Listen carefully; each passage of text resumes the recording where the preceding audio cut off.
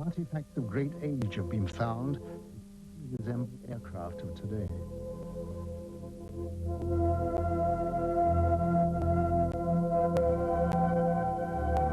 The sensational crop formations of England have generated great interest, and the question has to be asked if there is any connection with the etching in Peru.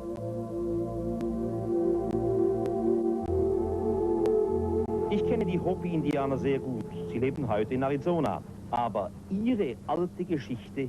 I know the Hopi Indians very well. Today they live in Arizona. But their old traditions say that many, many thousands of years ago their home was in South America. And that at that time they were descended upon by extraterrestrial visitors called Kachinas. These Kachinas also saved the Hopi Indians when their continent threatened to sink. These heavenly beings, the Kachinas, were the teachers of the Hopi. And even today, the Hopi Indians make figures of the Kachinas for the younger generations, so that no one should forget the visit of their original teachers from outer space. And even today, the Hopi are convinced that one day the Kachinas will come again. In this connection, it's interesting that a short time ago I showed White Bear, one of the oldest members of the Hopi, pictures of the Maya cities Tikal and Palenque. He was beside himself with excitement and said, "We understand that. Our ancestors built that under the guidance of the Kachinas."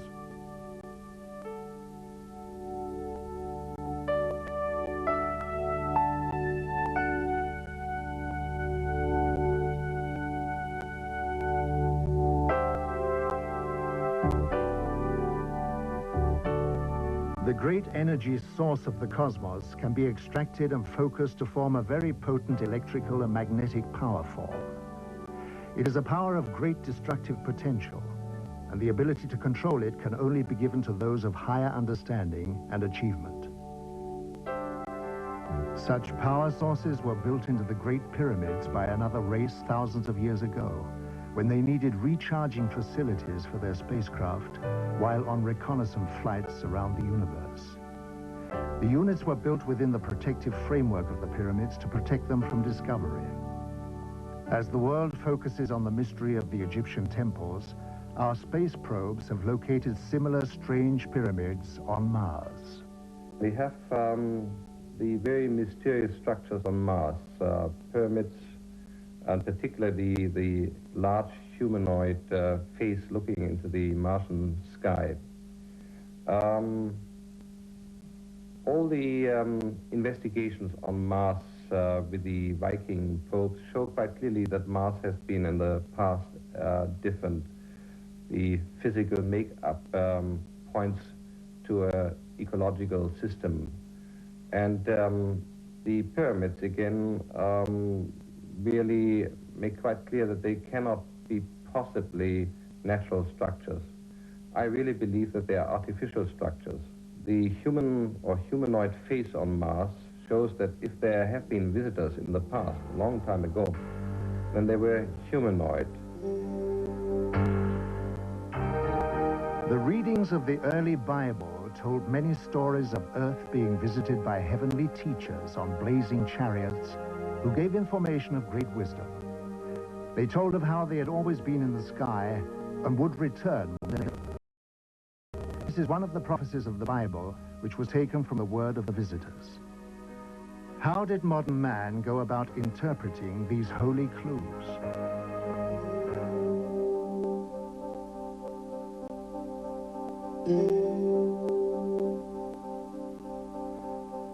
So we turned our faces towards the heavens, in the hope of finding a deeper understanding of ourselves, to participate in the quest for universal knowledge, and to hold out our hands in the search for possible cosmic neighbors.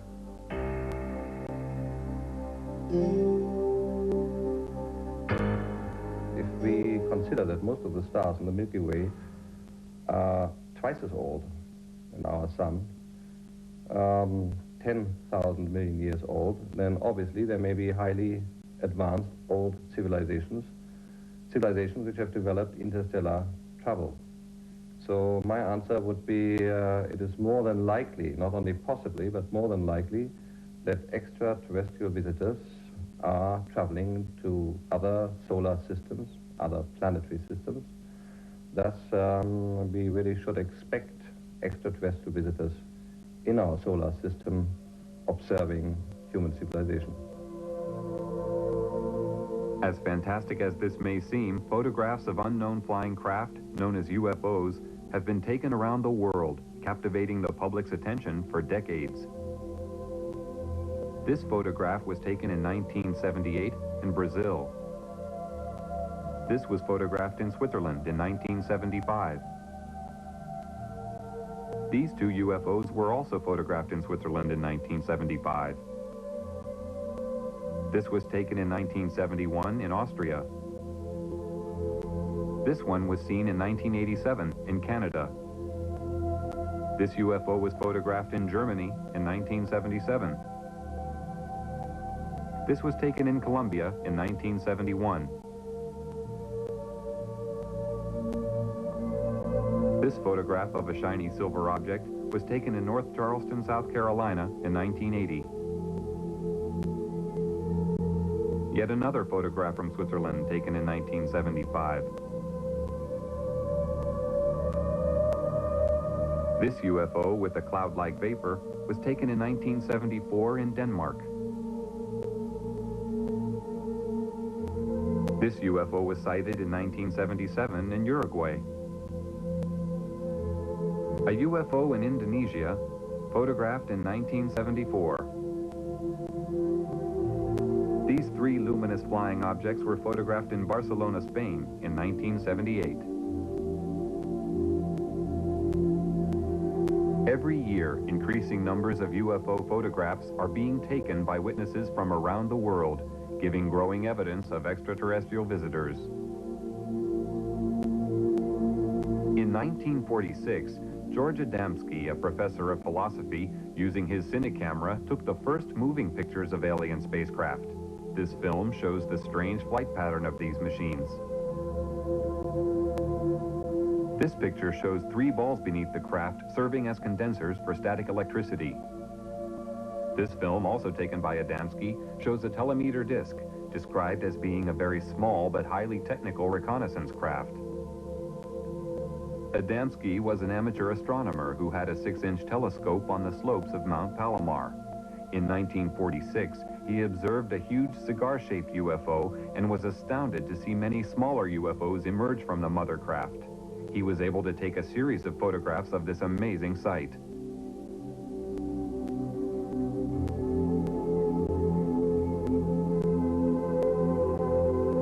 After taking many photographs of these alien flying machines, an event took place which would change the course of Adamski's life. On November 20th, 1952, he had his first contact with a human-looking alien visitor. Adamski was walking in a desert canyon in California when he came face-to-face with an extraterrestrial standing beside a landed spacecraft. The alien told Adamski that the meeting was not by accident and that he had come to give a message. He warned of the danger we were creating by exploding nuclear weapons. He said that the human race had no idea of the very powerful and deadly long-term effects we were creating, which could not only destroy ourselves, but also our planet, and that the continued use of such weapons could eventually endanger our cosmic neighbors. Adamski was asked to spread this message.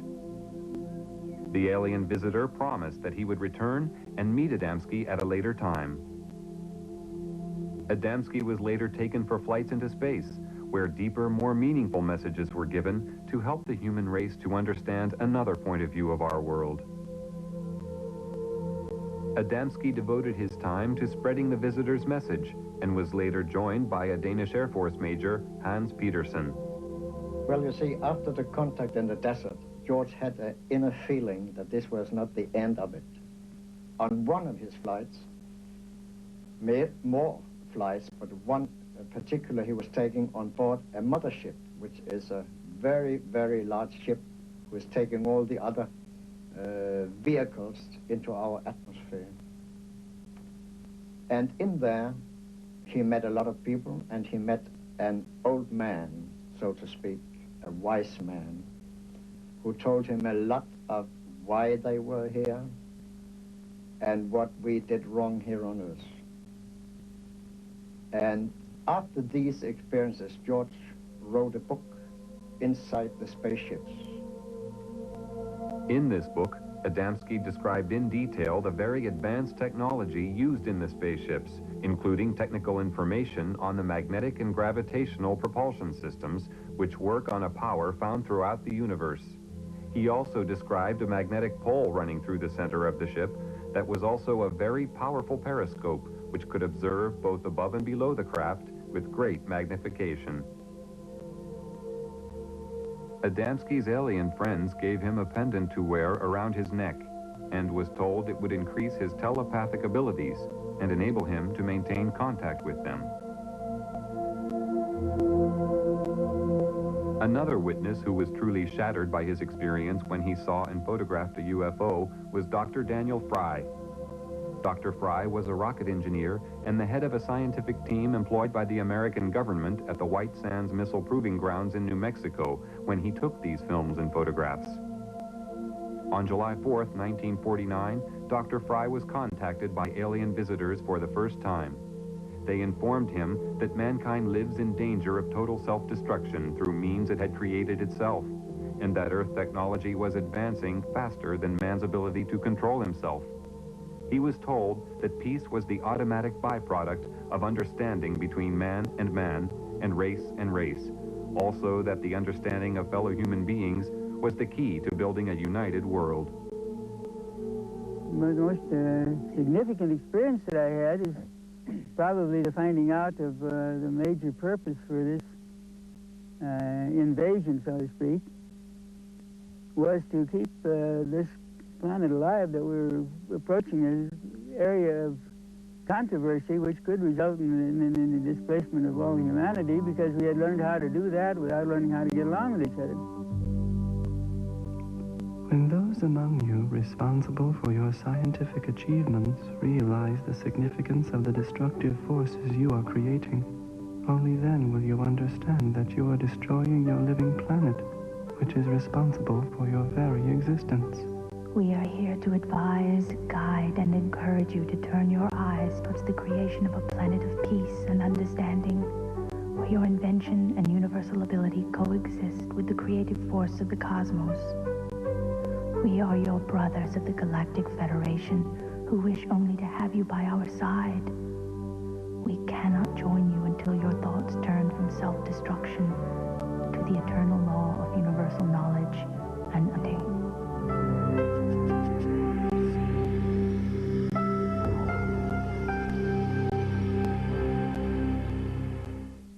Friday, there's romance in the air. I'm going to be coaching him. He's a professional baseball player. You got Blanche's number from the wall in the dugout? Will Blanche teach him a new thing or two? Stevie went 3 for 4. Oh, you were at the game. There was a game? Then at 8:30, there's washing problems. Who gets wet?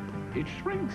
Sheep go out in the rain, they don't shrink. It's a great night with a special 1-hour episode of The Golden Girls, then Empty Nest, followed by the 1992 Logie Awards, all on 7 from 7:30 Friday. What a day, working up the track. A job like this could break a man's back. Whistle time comes and I'm sweating at the brow. There's only one place I want to be right now. It's the time of day for a West End crowd. It's that time of day. There's nothing like a West End crowd. 5:37 should be through any time now. And I know when I crack a drop. Right on time. The bar is never bar. It's time for a hard day's draft.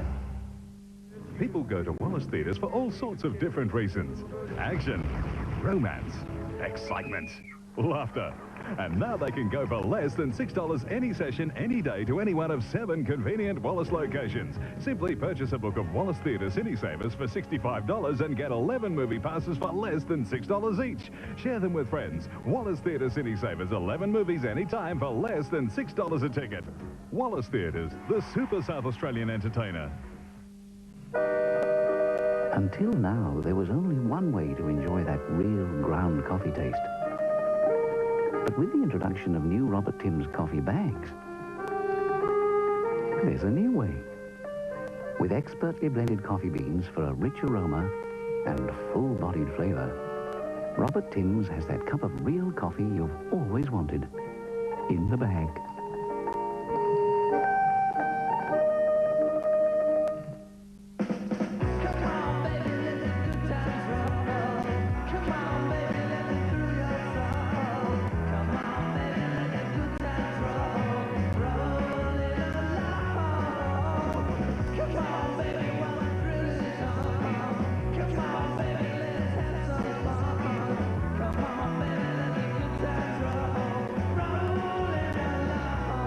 Suzuki Swift, everyday cars that aren't. Panadol is Australia's most trusted pain reliever. In fact, Panadol is now sold in over 30 countries around the world. And despite all the latest developments in the treatment of headache, pain and fever, there still isn't a pain reliever more gentle to the stomach than Panadol with paracetamol. Naturally use Panadol tablets only as directed, and if pain persists, please see a doctor. Panadol, Australia's trusted pain reliever. Looking for car audio? Then listen to this. Tonkin's $200,000 Kenwood car sound sale is now on. Don't miss it. Tonkin's, Adelaide's Mr. Car Audio, City and Morphett Vale. You can take home this palm-sized, fully automatic JVC camcorder free for 6 months. Then pay today's price in September. Brashers call this 6 months free lay-by at home. No deposit, no charges. But hurry, it must end March 28. Where? The answer is Brashers. We rushed outside, and there came a spaceship sailing, passing us, making a curve, going down south and coming in from the south, passing over our heads and disappearing to the north. And 1 hour later, it came back and passed in low altitude, and it passed the moon, which has come up meanwhile, so you could see it was an Adamski-type saucer. I've been so close to them. I have had the telemeter dish, the small flying saucers which are making reconnaissance within 75 meters, 2 of them. I have one being disintegrated on my terrace. I have seen flying saucers, the George Adamski type, within 200 meters in front of my car. I have seen 2 flying saucers land, both cases with my wife, so I had a witness. The founder of the German UFO Society, Carl Veit, is also a publisher of UFO books. For decades, he has published books written by contactees. Many years ago, he had the foresight to realize the value of the information. There were 12 of us sitting in the garden, and the pictures were shown by this television man. And I explained them again as well as I could. And in the middle of my explanation, the baby daughter, she was the youngest member of this family, called out, "Daddy, what is that?" and pointed up. We were all looking at the screen, and then we also looked. And there, vertically above us, or nearly vertically, there was a wonderful large UFO, rather low. Of course, we were all amazed. We gazed up, we waved, and in a way gave thanks that they had come during the UFO lecture and wished to greet us, or to say, "Yes, we are here, the ones you're talking about."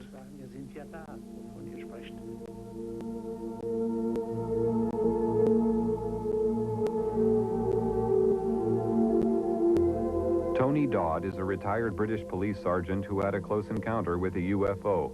Since that time, he has become the director of investigations for Quest International, Europe's largest UFO investigation organization.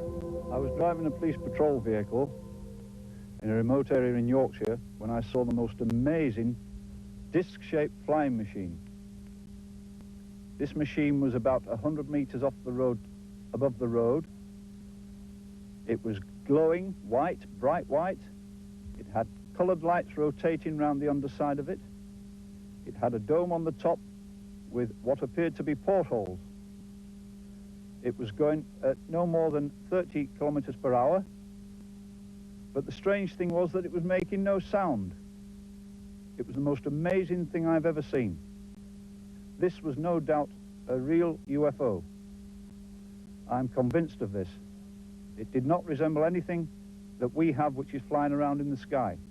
It had an effect on my police car radio. It blanked out the transmissions with a very heavy static effect. The object moved away from us and disappeared into the distance and appeared to land in a forest on a hillside.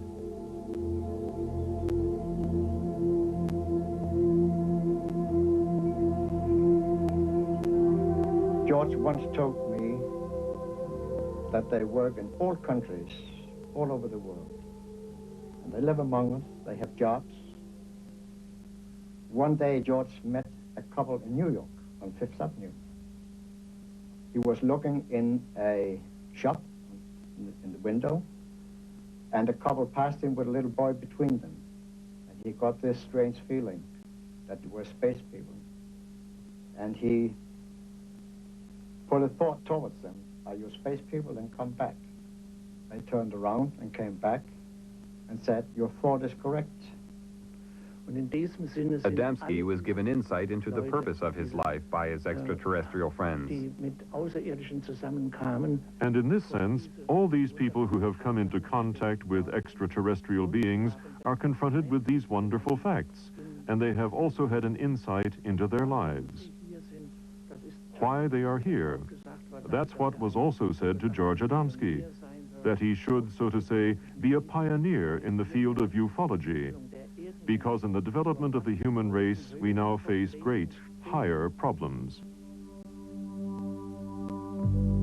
Our first face-to-face contact with a member of your race in modern times was a man called George Adamski. He was chosen because of his astronomical awareness and placid naivete, coupled with a cosmological awareness. During our contact, he was told many things which he was asked to pass on to mankind, and was forewarned of the ridicule he would be exposed to. He showed high integrity and learned quickly the significance of our intentions. He was the ideal subject for our first contact. He created a chain reaction of awareness which continues to spread at the present time. He was the first seed sown by us to open the eyes of your world. The first thing that made me realize that there was definitely something else happening was as a result of the first sighting. After this, using my policeman's mind, I used to watch in the area where I'd seen this thing, and over a period of time I saw many more of them, and it got to a fairly regular event, and I saw them at close range. I saw them doing aerobatics, almost on occasions as if they were doing them for me, on very remote hillsides. And then on one occasion, one came past, it flew over my head, and I flashed a light at it. And this thing turned around and came back. And as it got above my head, this was only about 25 feet above the ground. It had a long light on the front of it, a long elliptical shaped light. And as it got to my position, the light increased intensity, went down, and then increased intensity and went down again, almost as if it was signaling me back. And then it turned and flew off again. I knew at this time this was an intelligently controlled machine who was acknowledging my signal. I was certain before this time that there were alien craft flying around, but this particular incident really convinced me of this. So where are our alien visitors coming from? Or is it possible that they've been here all the time? If so, where? Military and civil airline pilots from around the world have constantly reported having the most unusual experiences in the skies, including contact with UFOs. On September 19, 1979, a UFO followed a military aircraft over Germany. This is a close-up of the object. This B-52 Canberra bomber was flying over Edwards Air Force Base in California in 1954 when a UFO was seen near the aircraft.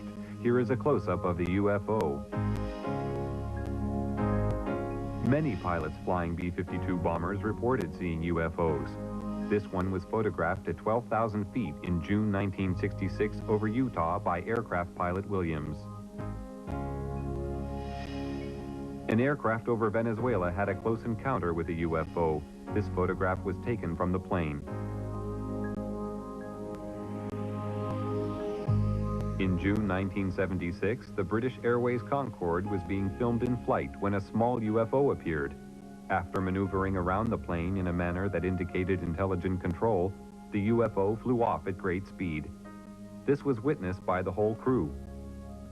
Here is a replay in slow motion.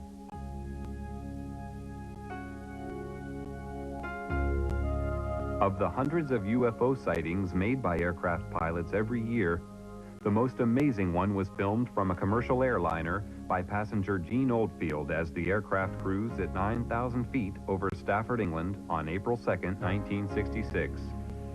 The film clearly shows the ability of the craft to perform maneuvers and feats of acceleration far beyond our present comprehension. Here is the film again in slow motion.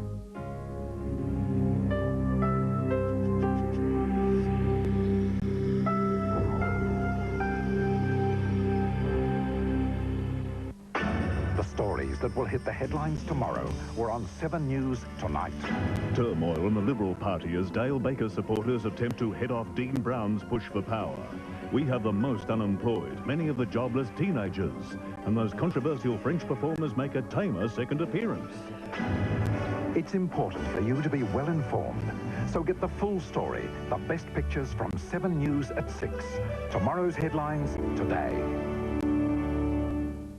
We've improved the Panadol tablet. It now has a rounded shape and a smooth all-over finish, making Australia's most trusted pain reliever easier to swallow. Panadol. One taste, and you're hooked. I can't stop this feeling deep inside of me. Girl, you just don't realize what you do to me.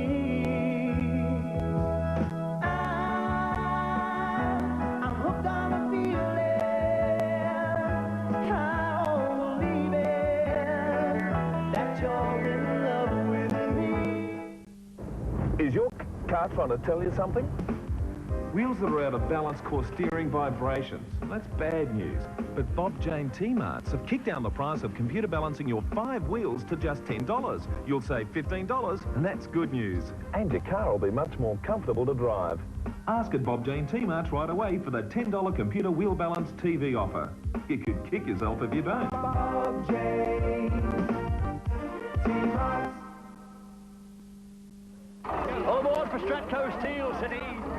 There's extra attractions to make your stay even more enjoyable. Stratco Zinc and Loom home sheds with roller door save over $600 on a single garage. There's a big 20% discount off all Dulux paints. Quality Insulco insulation from $18.26 a pack. And Oregon Pergola kits are to be sold at super low prices. Visit a Stratco Steel City near you at Jets Cross, Richmond and Lonsdale for factory direct savings. I love food, especially pasta and rice and all our delicious breads. And until now, like me, you'd probably put them in that not too much category, you know, fattening, starchy. Just look at them when you put on weight. But believe it or not, eating less fatty foods and more breads, rice, pasta or cereals can help to control your weight and reduce the risk of heart disease and certain cancers. Breads and cereals have been getting bad press for years, but research proves that we should have at least 5 serves a day. So enjoy. Estee Lauder and Maya introduced Lucidity, a makeup so advanced it reflects light away from lines and imperfections, leaving a smooth, flawless finish that lasts all day long. And now exclusively at Maya, if you purchase any Estee Lauder product of $30 or more, you'll receive this gift valued at over $80, including a full-size lipstick and a white linen fragrance spray. Only at Maya while stocks last. We've improved the Panadol tablet. It now has a rounded shape and a smooth all-over finish, making Australia's most trusted pain reliever easier to swallow. Panadol. This was one of the early films taken of a UFO. The dramatic movement of the object showed rapid, almost instantaneous changes of speed and direction, which sparked intense curiosity and confusion among the public and scientific community. No earthly aircraft of the time could perform like this. While filming from a helicopter for the U.S. Navy on April 15, 1966, Lee Hansen, a professional photographer, shot these pictures of a flying object at Catalina Island, California. The craft, which had no wings or tail fins, was 30 feet in diameter and moving at approximately 150 miles per hour. No signs of a propulsion system were visible. This film, shot by James Waters in Colorado on July 23, 1963, shows a UFO moving across the sky at tremendous speed, followed by a second one. This is the same film at 1/12th speed. An analysis showed that no earthly aircraft could possibly fly so fast.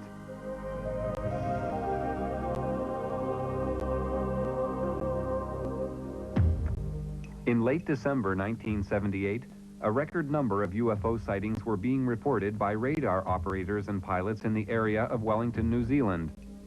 Just before midnight on December 30th, 1978, Quentin Fogarty, a reporter, and a television team took off in an Argosy aircraft to fly to Christchurch.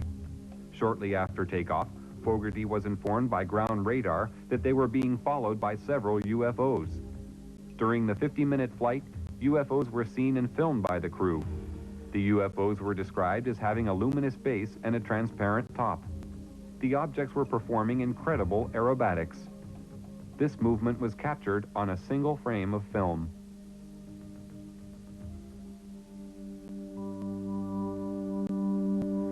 We have been present in your skies for hundreds of Earth years, but because of camouflage devices, you have been unable to observe us.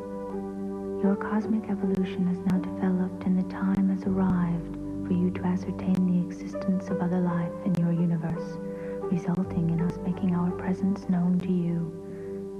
Our choice of contacts has been governed by their spiritual ability to comprehend our manifestations without anxiety or aggression. The movements of our vehicles in the air, which you find so strange, is due to the fact that we have overcome the force which you call inertia and can fly in any direction instantly without experiencing any form of pressure change. Our propulsion systems work on the principle of electromagnetism, where gravity is of no significance. The three spheres sometimes seen below our craft are our drive systems, but can be detached individually to function as surveillance probes. The magnetic pole within the axis of our craft has many functions. It contains periscopic lenses for high-magnitude observation and assists in the absorption of static power for recharging purposes.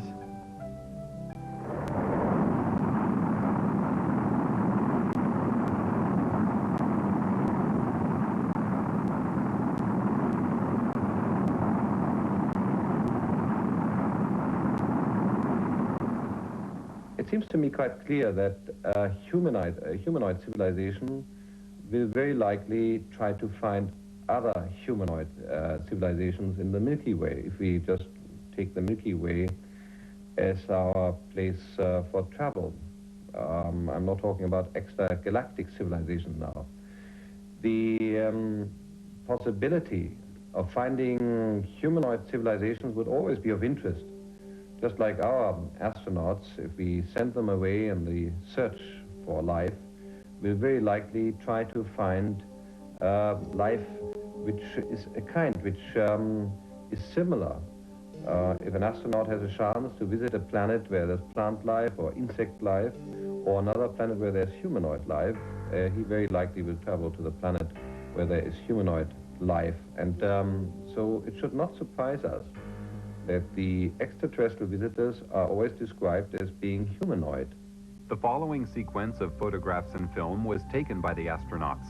While in space, they had many encounters with UFOs that are now being revealed for the first time after decades of secrecy.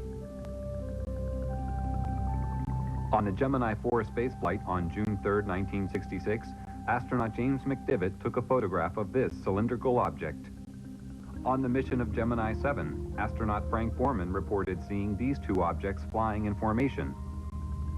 On the Mercury 1 mission on February 20, 1962, John Glenn took this picture of two glowing objects. On the Gemini 11 mission, September 13, 1966, Pete Conrad and Richard Gordon observed a cluster of UFOs alongside their craft. They described them as large and very bright.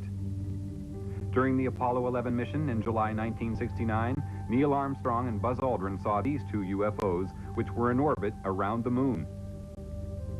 The astronauts filmed the extraordinary glowing objects from the Apollo 11 spacecraft and reported to Johnson Space Center in Houston, Texas, that the UFOs even accompanied them to the moon.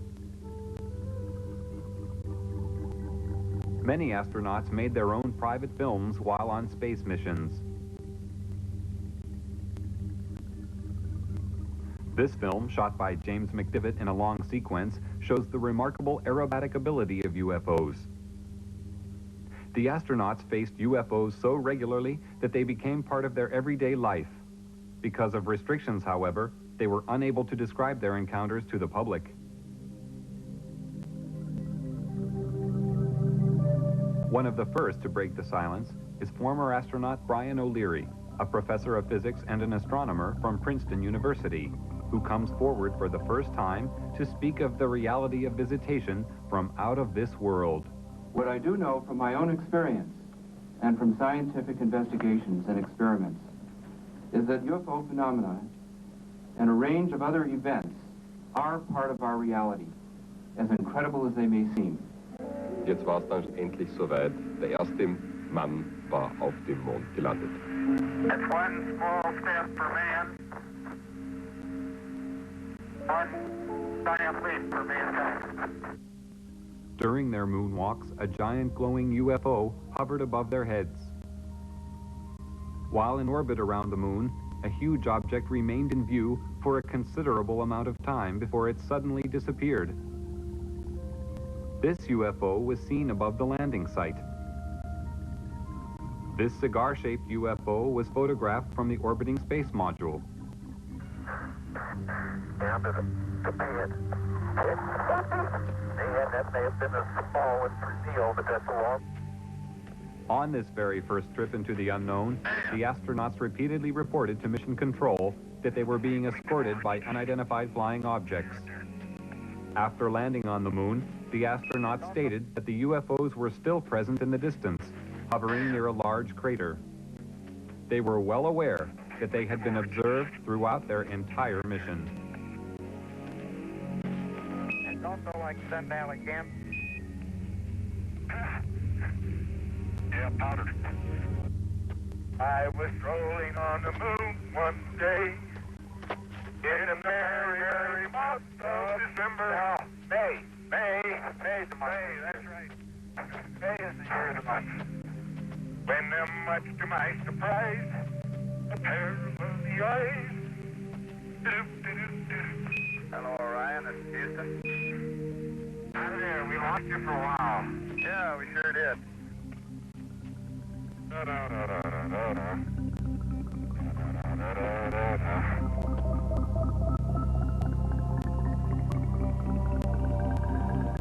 The momentous leap to the moon led to the dawning of the space age.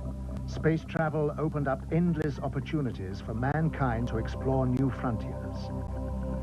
NASA's plans are already well underway for colonies to be developed on other planets, beginning with Mars.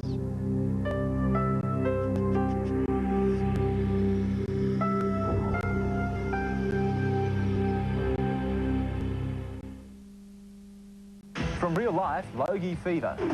And the winner is? Behind the scenes at television's glittering Night of Nights. Also, schoolgirls as young as 8 risking their lives in a desperate bid to obtain the perfect body. Those stories and more on Real Life. 7 o'clock tomorrow on 7.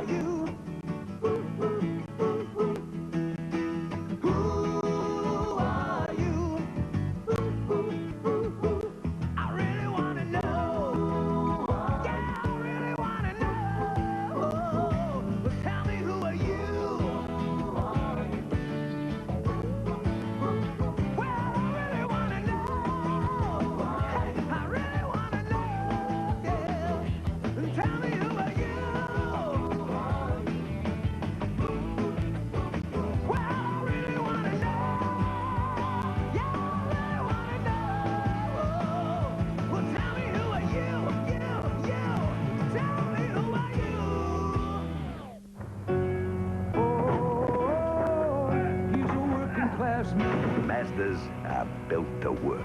And right now, all vans, trucks and Bravo Utes are priced to go. Plus, Mazda will throw in a free $700 Chrome toolkit. And Bravo 4x2s and 4x4s come with a free tray. With great deals on Mazda trucks, vans and utes, a free toolkit and a free ute tray, it's a deal that's built to work. Ladies and gentlemen, Huggies Nappies are pleased to announce a revolutionary breakthrough in nappy dryness. Huggies' new dry touch system. Step right up and see how this amazing system really works. This baby soft liner has hundreds of tiny holes which quickly funnel wetness away. The one-way layer prevents it from coming back. New Huggies Nappies, drier and now more comfortable. Robert Timms now has the expertly blended, full-bodied cup of real coffee you've always wanted in the bag. Take home this Samsung Colour TV free for 6 months with dual speakers and flat square tube. Then pay today's price in September. Brash has called this 6 months free lay-by at home. No deposit, no charges. But hurry, it must end March 28th. Where? The answer is Brash's. 2 Eagle Blues, thanks, mate. What do you call it? We call it Eagle Blue. Light bit of the air, pal. What's this weed business? Calling yourself a South Australian now, are you? Nice beer. Yeah, don't mind if I do. The ball bloke wants to buy us a beer. Eagle Blue? New Eagle Blue. Don't mind if I do. Renee finds Edith in bed with another man in a special episode of Hello Hello from 8:30 Saturday, just before the 1992 Foster's Cup Grand Final. Motherships very rarely enter the Earth's atmosphere, but on one rare occasion, this remarkable film was shot of such a ship flying at low level over Germany in 1980. The object was seen by other witnesses in a nearby village who reported seeing 3 smaller craft emerging from the larger one. They stated that the craft was at least 100 feet long. This film of a cigar-shaped mothership was taken in Rhode Island, America on June 3, 1967. The leaf effect motion of the ship is common with most sightings. Craft of this size and shape have been reported all over the world. This aerial photo was taken by Inaki Ozis while flying at 8,000 feet in February 1968. Probably the same cigar-shaped mothership was photographed in Texas 10 days later. Over the following few days, an object fitting a similar description was reported by various witnesses.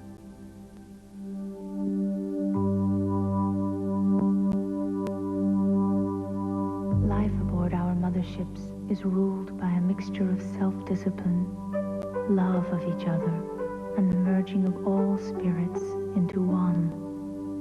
Every need is catered for in respect of rest, recreation, and meditation of the soul. Illness does not prevail, but analyzation and anecdotal equipment is always ready in case of unexpected or unknown space microbes attacking the craft or our bodies. Our food is comprised of a rotation of the many choices available on our own planet, but does not include the flesh of other life forms. We do occasionally take the fruit of certain organic trees and shrubs found on other planets, but only when they are known to be totally safe and pollution-free. Our water on the craft is produced by cosmic conversion. All byproducts are disposed of by the disintegration of the composite molecules. The psychological spirit of each of us is at one with the elements which surround us, and when we are at one with our universe, we are at peace. My personal views on UFOs are that these are alien-piloted vehicles. When I say alien, I mean alien to anything we know. That possibly they come from other worlds, but I think it's highly likely also that they come from other dimensions, other time spheres, and that the there isn't one type of alien coming here. There are probably many of them, all from different areas. When people report these things, we get such a variety of things reported. So many shapes, so many forms, and this appears to cause the confusion because there is such a variety of these things. But really speaking, if these things are visiting us from a whole host of different areas, one would expect them to be different forms, different machines. And I think this personally is the answer to it.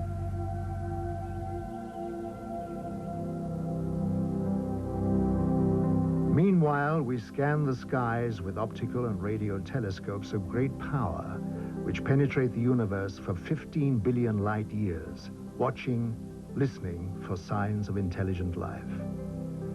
Large numbers of people on Earth wait and watch in the hope that one day they may be contacted or visited by visitors from space.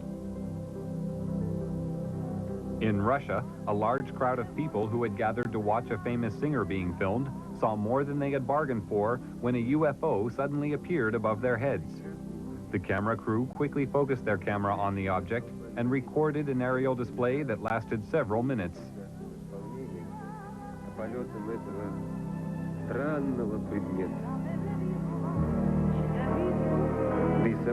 The crowd found this more intriguing than the singer. Even she eventually stopped singing to watch the UFO. Numerous UFOs are seen over Russia regularly.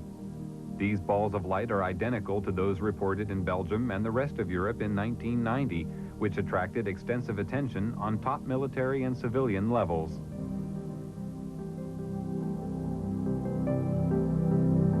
In April 1990, this cigar-shaped UFO was filmed over Russia by an amateur. These flying objects are now acknowledged by the Russian military as being alien flying machines. The nucleus, the authentic nucleus of the UFO phenomenon must be our research field, and that is certainly worthwhile. However skeptics may talk about the UFO phenomenon, whether they call people who have encountered psychopaths or even scientists who concern themselves with UFOs as cranks, we simply have to accept, if we inform ourselves, that there's a small percentage of absolute authentic cases which represent the UFO phenomenon. And we must continue to investigate this nucleus. It will be worthwhile. When I first saw my UFO, I always quote my UFO now, you've got to bear in mind I was dealing with something like this with the clinical mind of a policeman. So my immediate reaction was, well, what makes a thing like this tick? How does it go? How can you get an enormous machine like this which doesn't make sound? Why does it look so beautiful? Why did I see it? Why was it there? There's so many whys. And I knew I had to find out answers to these things. It was very, very difficult. There was no easy way of finding an answer to something like this.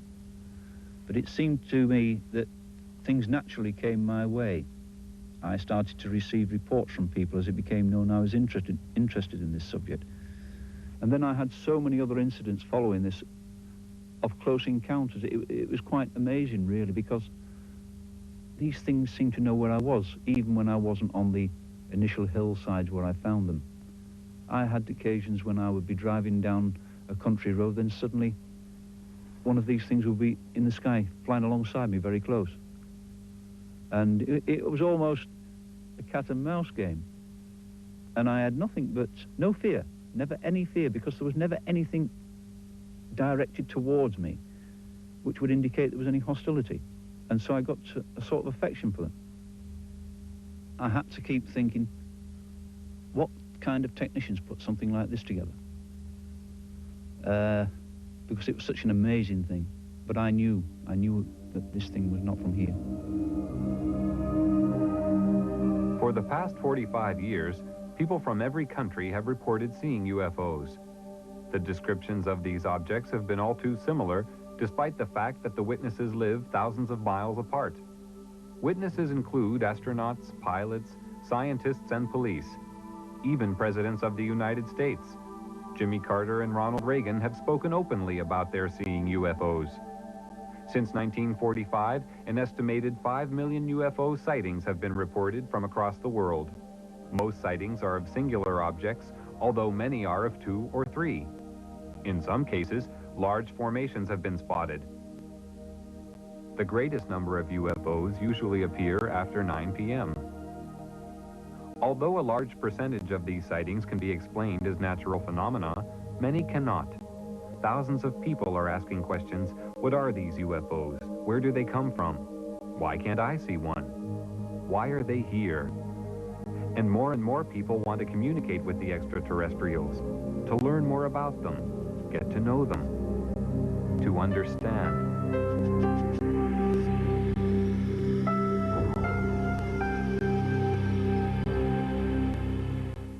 Friday night on 7, Hologies. It's the night the stars come out to play, including Diana Ross, with Dennis Waterman and Full House's John Stamos. Join me for the 1992 TV Week Logie Award. Who will win the prestigious awards for the best shows and the most popular personalities? The winner is Steve Visor. Can Steve make it 2 golds in a row? Television's Night of Nights, the TV Week Logie Awards, brought to you by Cadbury Gold, live Friday night and exclusive to 7. It's 6 o'clock, time to rock at the Old Lion Hotel. Friday the 27th and Saturday 28th of March, step back in time and return to the fabulous 50s and swinging 60s with the outrageous stage show 6 O'Clock Rock. Starring all your favorite music memories, 6 O'Clock Rock takes you for a twist and shake down memory lane. Hurry, book your table now. 6 O'Clock Rock, the stage show of the year. No, you don't have to go home to an ordinary dinner every day. We have a lot of great Mexican ways to make you stay all day. Come and experience a whole new world of taste. Old El Paso makes a spicy, appetizing ginger paste. Try some real exciting biting with Old El Paso tonight. The best place for exciting taste is Old El Paso. So tell me about the job. Oh, it's great. I won't get it, though. Why not? Must have own car. Travel, big money. Sounds neat. What's that? I said, neat pack. They're my Libra Fleur tampons. Uh-huh. With the all-over cover. Really? There's no safer. Libra Fleur tampons. Safer than your best friend. I told them you're on your way. You get a bucket load of flavor in the Colonel's triple tub. 1, 2, 3, taste of KFC at a price everyone will love. 6 pieces of hot and spicy. I like it like 6 pieces of original recipe.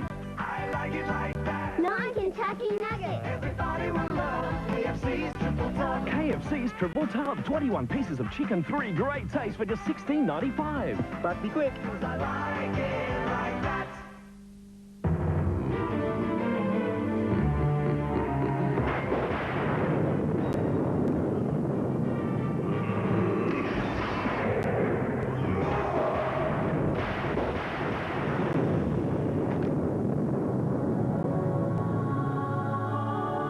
Ruffles are specially cut for crunch.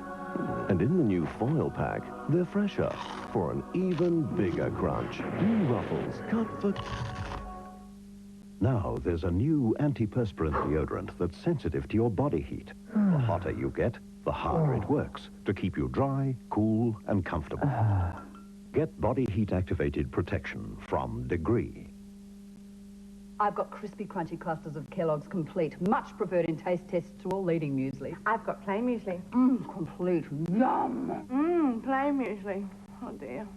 Kellogg's Complete Muesli, the way muesli was meant to be. Soon after the dawning of the 20th century, the winds of change began to blow. Events were to take place which would change the course of mankind forever. The atomic age had arrived.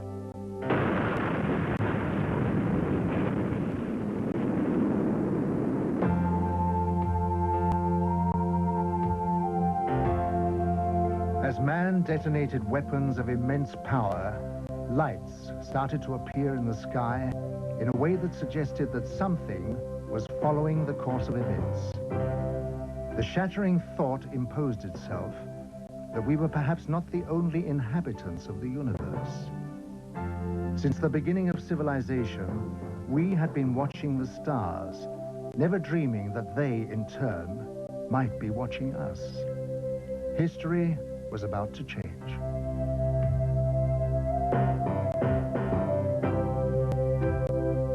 Because these lights appeared suddenly in the sky over Washington on July 20th, 1952, moving from the White House to the Capitol, hundreds of people witnessed the extraordinary event, and it left them stunned. The lights instantly jumped from one position to another. They were also observed by high military officials who knew what the lights were trying to say.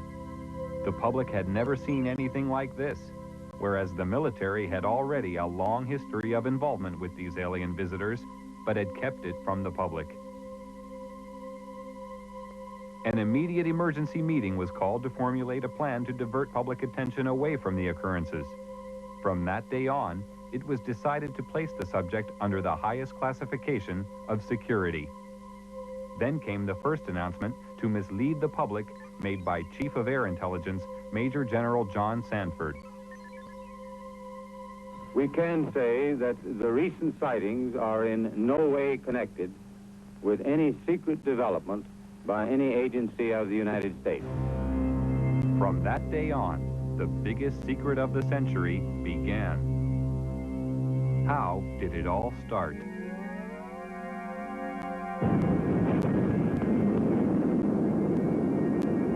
After the first atomic bomb was detonated, more tests were made of the effects on the environment and human subjects to gauge the degree of contamination unleashed. No knowledge of the devastating long-term effects existed at this time. Here in New Mexico, an Army base close to a small town called Roswell became the focus of attention on July 2nd, 1947, when Bill Brazel, a farmer, found a crashed disc-shaped craft on his land. The military arrived on the scene and quickly isolated the spot when they found debris scattered over a wide area. They also found 4 dead humanoid alien bodies who had been ejected from the craft. Because of many recent UFO sightings by the military, they accepted the existence of visitors from outer space who obviously possessed a technology which was far beyond our understanding. Now, for the first time, they had tangible evidence and were eager to learn its secrets. Roswell was the home of the 509th Bomber Wing, the sole American atomic bomber group. Major Jesse Marcel, an Army intelligence officer, was engaged on the recovery operation and asked Walter Haught, the Army Public Relations Officer, to prepare a story for the local newspaper. He told me to prepare a release with basically the information that he gave me over the phone. When it was done, to take it into community and hand deliver it to the 4 news media we had in Roswell at that time, which is what I did. The story was published in the local paper.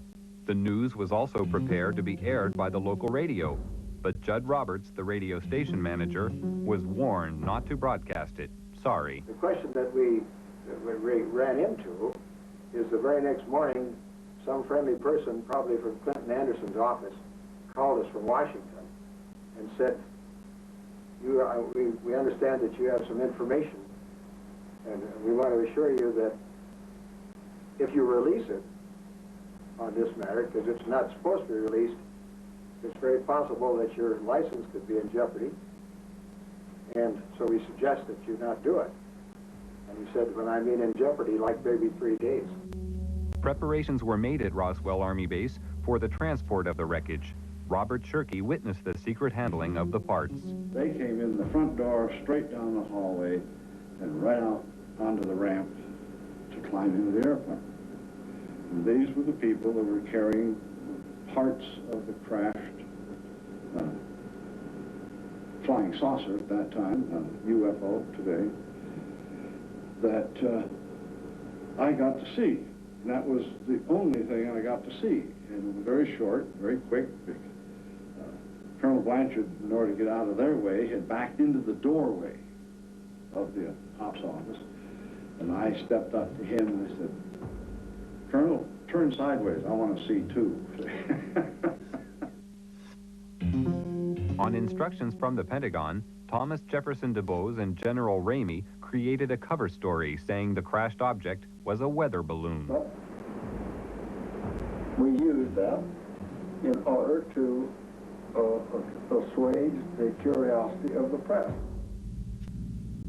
The wreckage was loaded back onto an aircraft and flown out under cover of great security and secrecy to Wright-Patterson Air Force Base. The pilot kept silent for several years, but informed his wife after the story appeared in a newspaper. I guess now that they're putting in the paper, I can tell you about this. I wanted to tell you for years. He said, "I want you to read this article because it's a true story."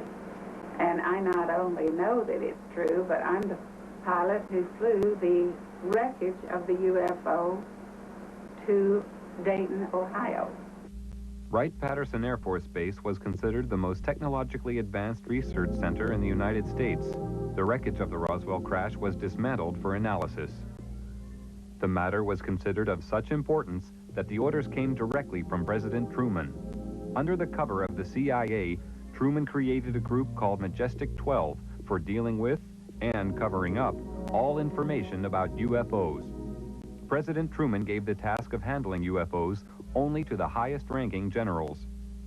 After the Roswell crash, a special group of scientists was formed and facilities built to be prepared to deal with any further UFO crashes which would occur. Wendell Stevens was a lieutenant colonel in technical intelligence in the U.S. Air Force and is now a UFO investigator. Now having an extraterrestrial vehicle and some bodies in their hands, didn't know when the next one would come down, where they came from, what they were going to do about it. There were a lot of unanswered questions.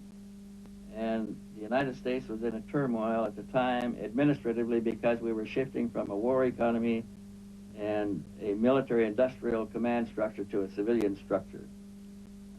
So the military was still dominant, and they wanted to keep control of this until they knew what was happening.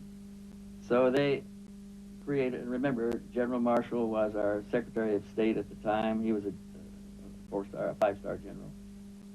These people selected certain representatives from the military-industrial complex that they controlled, generals and admirals and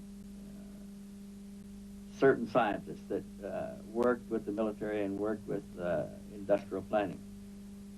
These men were designated as a task force to take charge of any event that followed. And one did. Almost a year later, on the 25th of March of 1978, the next one came down, 1948, the next one did crash, and it came down under observation by radar, so that we knew where it landed at the time that it struck the ground, and a helicopter was over it in less than an hour.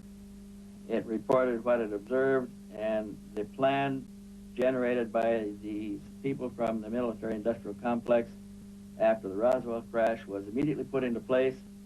All of the generals and admirals and advisors and scientists were contacted and ordered to proceed to a base in Colorado, where they were picked up and driven to the crash site. Now, all of these men have gone to the scene to see for themselves what an alien vehicle looks like, and they were going to advise General Marshall directly, who was controlling everything from remote position for telephones, on how to proceed. And when an operation is that big, you can't cover everything up. We discovered that the owner of the property where the vehicle came down was arrested in his house with his family, and they were kept in the house for 4 days, not allowed to go outside or anything. All the roads in the area were blocked. All access was closed. People that lived close enough to know something about it were kept in their houses. Now, if it never happened, then this evidence wouldn't exist. But now we are finding solid evidence that something strange did happen and that these events actually took place. Then we found people who observed the recovery of the craft from a distance, that saw the task force moving across off-roads over country to a secure military facility at Los Alamos. And with these leads, we were able to turn up other witnesses, all of whom had been sworn to secrecy by their superiors at the time they participated in these events. And only a few of them would talk to us, and only on condition that they not be identified because of their vulnerability. What happens in a case of violation of security oaths of this nature, they could lose all pay and allowances due or ever to become due. They could be imprisoned. They could be fined a lot of things that none of them could stand. Through Secretary of State General Marshall, the security of the UFO situation was intensified. A closer relationship developed between the military and Majestic 12. As time passed, the power of Majestic 12 grew stronger. Virgil Armstrong was an intelligence officer with the CIA and worked with highly classified assignments. He retired with the rank of major. I received documents which said that a UFO had landed in the middle of White Sands, New Mexico proving grounds, and that this object was inert, was under surveillance, and would be kept under surveillance until they could determine whether it was hostile or friendly. It later turned out that it was friendly in that the occupants were dead, and when we got aboard, there were 5 bodies. The bodies were diminutive in size, in other words, 3.5 feet. The largest one was just under 4 feet. 2 of them were obviously the commanding officers because 2 of them wore epaulets on their shoulders. Later turns out that they were all male. When we flew them back to Wright-Patterson, of course, the examination, physical examination, and the autopsy, of course, revealed that they were indeed all male. From descriptions given by several witnesses, the aliens have very large eyes, a small nose, and a small mouth. They are usually about 3 feet 6 inches in height and have no body hair.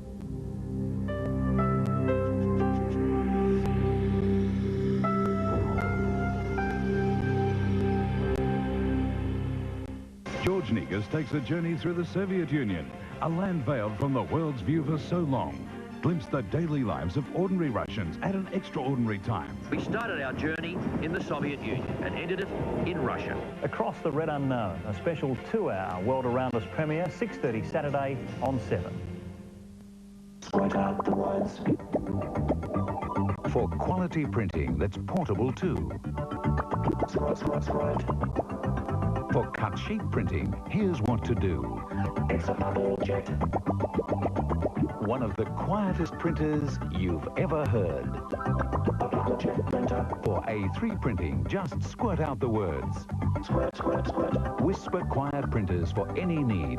The Squirts from Canon. Behind the wheel of the spacious new Holden Statesman, one will experience a sense of tranquility unlike any other. The refined V8 engine is so quiet, you'd hardly know it was there, whilst independent rear suspension and optional ABS braking provide the car with an effortless grace that it is safe as it is smooth. All this makes the new Holden Statesman everything a luxury car should be. You get a bucket load of flavor in the Colonel's triple tub. 1, 2, 3, taste of KFC at a price everyone will love. 6 pieces of hot and spicy. I like it like 6 pieces of original recipe. I like it like that. 9 Kentucky Nuggets. Everybody will love KFC's triple tub. KFC's triple tub. 21 pieces of chicken, 3 great tastes for just $16.95. But be quick. I like it like that. Until now, there was only one way to enjoy that real ground coffee taste. But with the introduction of new Robert Timms coffee bags, there's a new way. With expertly blended coffee beans for a rich aroma and full-bodied flavor, Robert Timms has that cup of real coffee you've always wanted in the bag.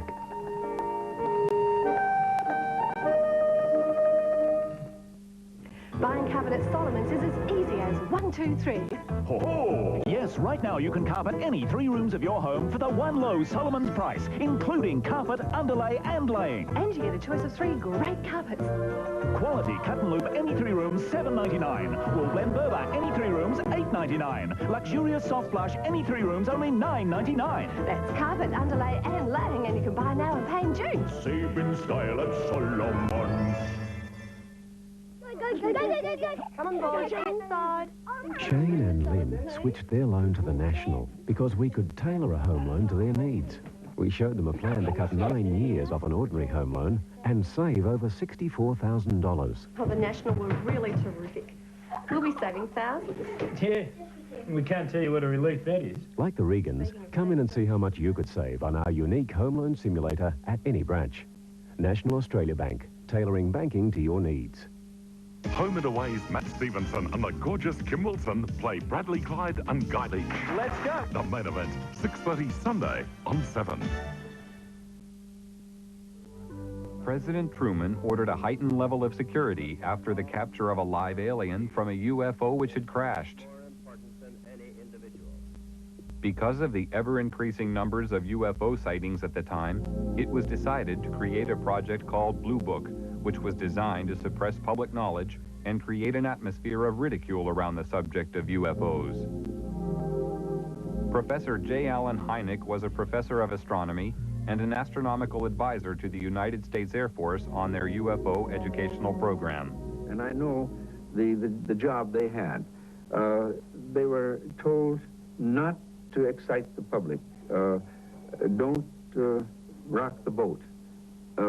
And I saw it in my own eyes happen that whenever a case happened that they could explain, which is quite a few, they made point of that and let that out to the media.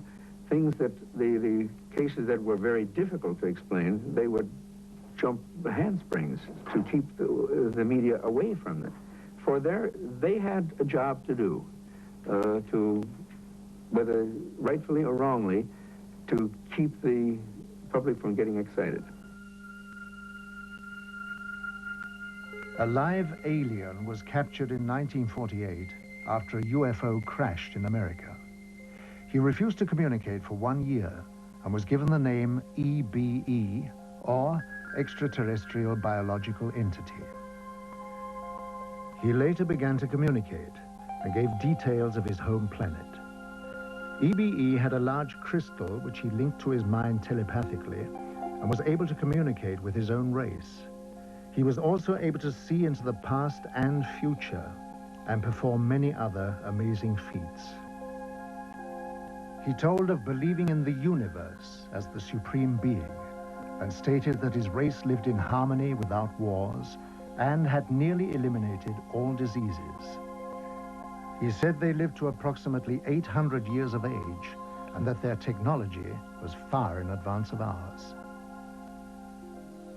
The authorities were amazed by the things they were shown through the crystal. EBE was able to communicate with huge spaceships which were holding orbital positions thousands of miles from the Earth. He told them that their crafts were capable of reaching areas in the universe beyond our imagination, and that they were operated by thought control coupled to biological computers, and consequently did not have any control systems as we understood them.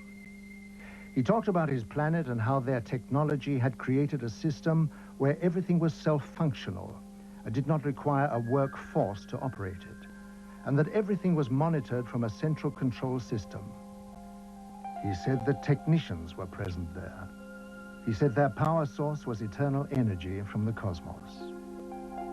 He told them that his race didn't have a government like Earth, but a society governed by wise elders who sat in council to make decisions of policy. They did not have a monetary system because the needs of the people were catered for by the Federation, which made them all equal.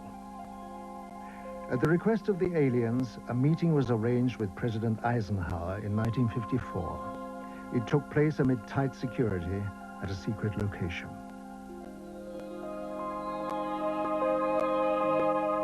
At this meeting, negotiations took place regarding the permitted presence of the aliens on Earth.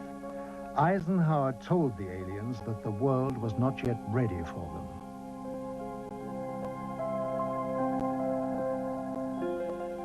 Eisenhower witnessed an alien demonstration of technology and power at Muroc Dry Lake, which is now called Edwards Air Force Base. I believe we made a deal, and the deal was that in exchange for super technology, super weapons technology, we would agree to ignore the abductions that were going on. He made it more military-oriented than, say, a civilian president would have. And it's this, I think, that has let his actions let the real power of the executive office slip through the hands of the president into MJ-12. The President of the United States does not have a high enough clearance to know the whole thing. And it's interesting to note that above top secret, there's 38 levels of clearances. Eisenhower is the last president to have a full briefing on the alien problem. There was a disdain of elected officials throughout the intelligence and military communities, and they just didn't like elected officials. So every president since then has not had high enough clearance to know the whole problem. Now they know there's aliens, they know we've recovered saucers, and they know that we're trying to get technology. But there are certain other things which probably only about 25 people on the face of this earth know. When coming down to Earth, it ceases to be free space, with systems to monitor every move. I happened to see flying saucer on several occasions on the radar. I even intercepted with 4 jets in '55, and it was clear to me that the saucers we intercepted could hear what I told the pilots, because they reacted on my instructions to the pilots. It was one day when one of my people in the radar called me and said, "Major," I was a captain at that, "Captain, we have something on the screen which passes with a speed of 18,000 kilometers per hour. Impossible. Nothing could fly with that speed. I went out there, yes. They were passing with 18,000 kilometers per hour. All of a sudden, after some while, they did not pass anymore. They were stationary around the field. And they came and they left without we could see it. All of a sudden they were there. All of a sudden when the sweep came around, they were gone. I contacted the operations officer and the station commander. They both came out and they wouldn't believe me. I said, "Give me 4 aircraft and I'll intercept them." Okay. Sometimes there were about 20 objects around the field, and sometimes we were down to a few. It was fog, and therefore a lot of people afterwards said, "Oh, it was inversion," but it was not. It's proven afterwards it could not be inversion, which is a meteorological phenomenon. So at 11 o'clock, I had 4 jets at the runway, and at 11 o'clock, the fog lifted so we could take off. And I ordered the 4 jets to take off. In that moment, there was 12 objects around the field. And when I said you are cleared for takeoff to intercept unidentified flying objects, 10 of them went away. Right when the sweep came back, there was only 2 left. One 10 miles north of the field, one 15 miles south of the field. I sent the 2 aircraft to the north and the 2 aircraft to the south. 2 aircraft to the north came first, and I said, your boogie, which is the object, is 12 o'clock straight ahead. 12 o'clock, distance 5 miles, altitude unknown. Do we have it in sight? Gone. Came the next one. When it came up, I said, your boogie is 12 o'clock, range 5 miles, altitude unknown. Do we have it in sight? Gone. So it was clear they could hear what I said. But while the visitors monitor our every move with their superior technology, being technically advanced does not always ensure their own safety. This was proved by the UFO crash in the Kalahari Desert in 1989. One of the most documented cases of all time referred to a 60-foot wide spacecraft which was forced down on the border of South Africa. This craft impacted with the desert at high speed, causing a crater 450 feet in diameter and 36 feet deep.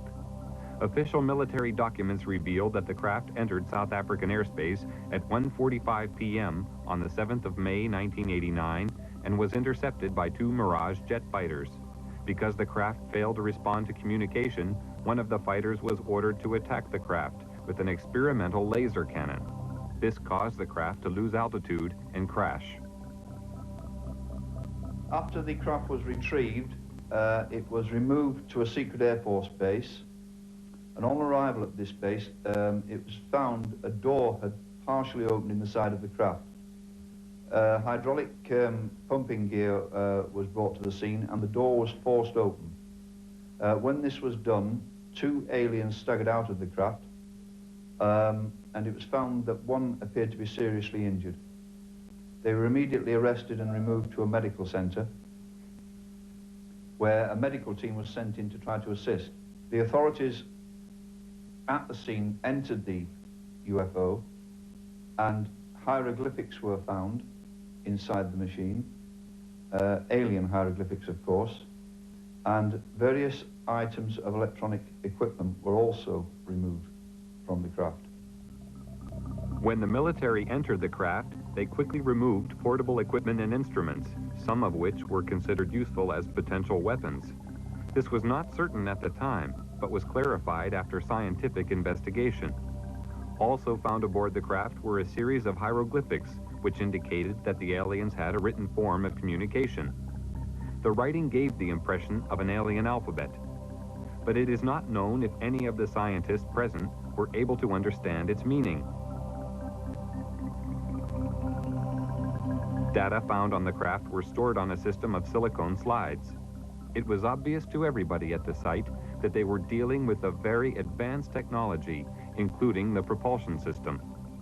As more and more alien technology comes into the possession of our scientists, more understanding is being gained about the physics involved in producing propulsion systems capable of taking man deep into space.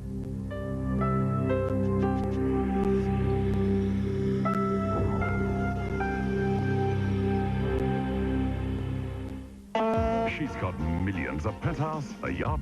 Everyone wants to be me. And when she's washed overboard, Oh, my hair! amnesia. She has no recollection of who she is. A detestable snob This missing link person is not my husband. who's claimed by a backwoods redneck Come to Daddy. Hi, Mom. with uncontrollable urges. We did it on the first date. Right there in the parking lot of 7-Eleven. Goldie Hawn and Kurt Russell in Overboard. This is fun. Sunday, the comedy hit on 7. This mobile phone, most advanced in the world, state of art, extraordinary. But this phone do many more things in your country, things it cannot do in Europe or US, like free automatic roaming.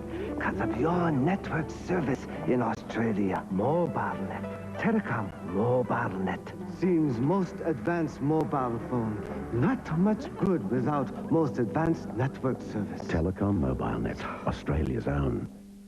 Today you've made the decision to buy a quality used car. Where would you go? Where would you go? Where would you go? Where would you go? Go to where dozens of people buy their quality used car every week.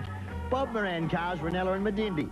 Yes, by the end of every month, hundreds of people have chosen Bob Moran for the car they wanted at a price they could afford to pay. You too can choose your car from hundreds of quality Bob Moran vehicles. And finance, have your approval through in just minutes on economy cars for around $40 per week. Luxury for $70 per week. What about four-wheel drives for $60 a week? Carrot-shaped family cars for $65 a week. Sports cars for around $70 per week. And the budget buyer community car like this for around $40 per week. So you've made the decision to buy that quality used car? Where will you go? Australians everywhere are flocking to Beaumont Tiles for the great Aussie Tile Fair. Yes, Beaumont's Johnson Tiles and Eureka bring you the biggest Aussie tile bargains ever. But what's this? Now you also get an extra $2 a metre cash back. Yes, you'll be laughing too. A huge range of Johnson and Eureka tiles up to 50% off, plus an extra $2 a metre cash back. Thank you, Johnson and Eureka, the great Aussie Tile Fair. On now at Beaumont Tiles, 200 Grove Street and discount tile warehouses just about everywhere. Goodbye, Australia. One taste, and you're hooked. I can't stop this feeling deep inside of me. Girl, you just don't realize what you do to me. I'm hooked on a feeling. I don't believe it, that you're in love with me.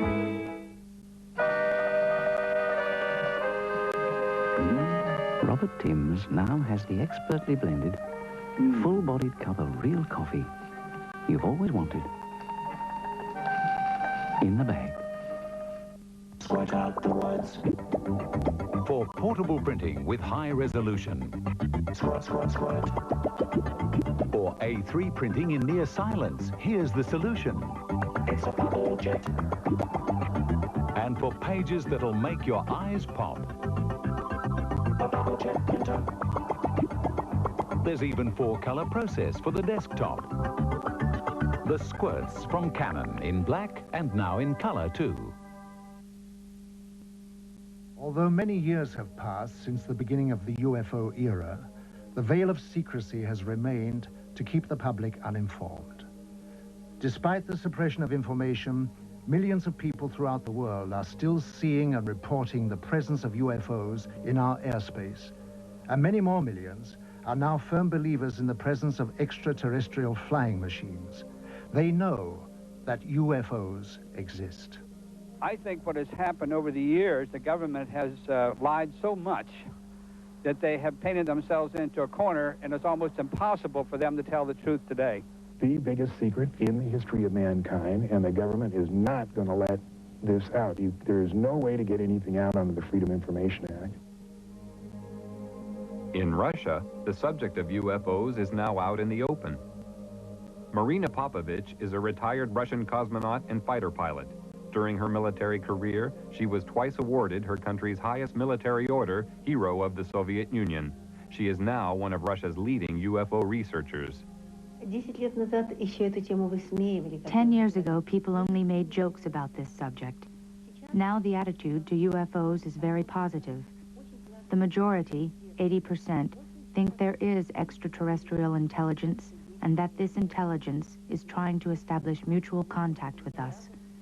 Now cosmonauts and pilots are more willing to report their contacts with UFOs when they have taken place. Unlike the rest of the world, the Soviet Union has an openness about the subject of UFOs. They even have a monthly television program devoted entirely to it. In the near future, university courses will also be available to study the subject. Several Soviet generals have already stated that there is no question as to what UFOs are. We know they are alien spacecraft.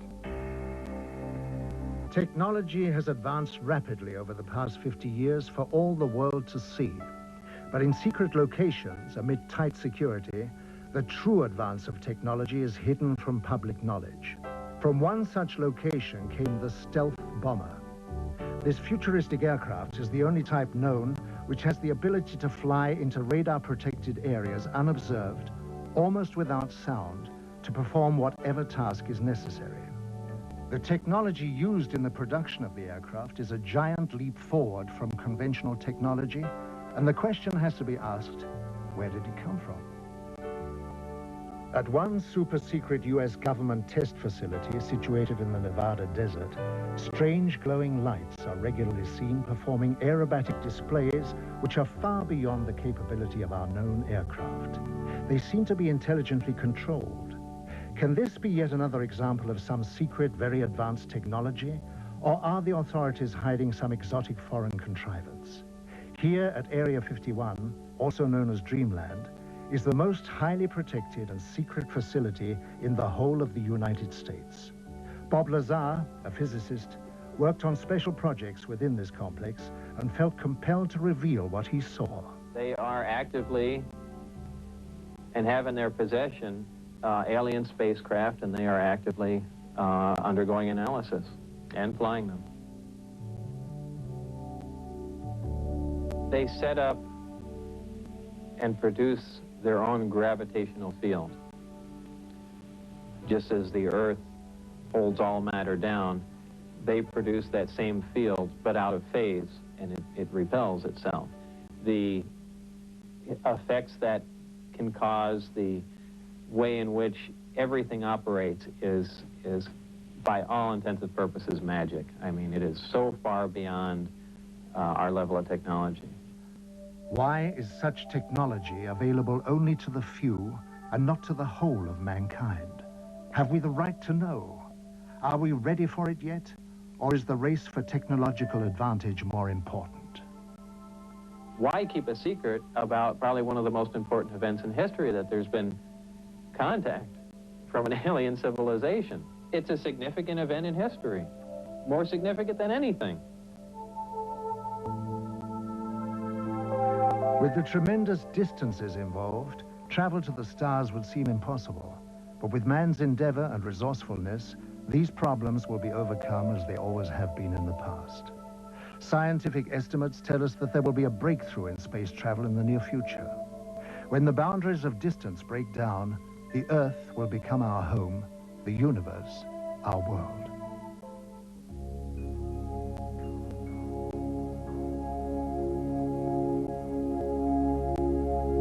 Energy is the lifeblood of civilized society, but it's also a tool that has to be controlled. They are flying on what we call free energy. They take it out of cosmos and fly on it. And you could do the same with your boat, your car, your machinery. Everything on Earth could be completely free. Do you think that the oil companies and the coal companies and the atomic and so on and so forth would accept it? Never. Despite our problems, we have gained a new conception of cosmic energy. Perhaps all the technologies which are being put together at this moment in time are catching up on our alien friends, which I very, very much doubt. But I'm sure that is the reason this technology is being put together. You've got to realize that things are not always as they seem. And once we can get out of this thinking, out of this box we're in, that there is something more than what we are being taught, what we have learned. There are things outside the scope of this. Then I think you'll begin to see the potential for people from out there visiting us. And not just now, not newly visiting us, but have been visiting us for hundreds of years. Our presence within your solar system is to observe the evolutionary progress and environmental changes occurring not only to your planet, but to its people. Using a special observational technique enables us to foresee potential difficulties which may arise, and if necessary, give you advice on the course of action you need to overcome it. To achieve these aims, we employ the use of many types of monitoring equipment, each with the responsibility for a different area of scientific investigation.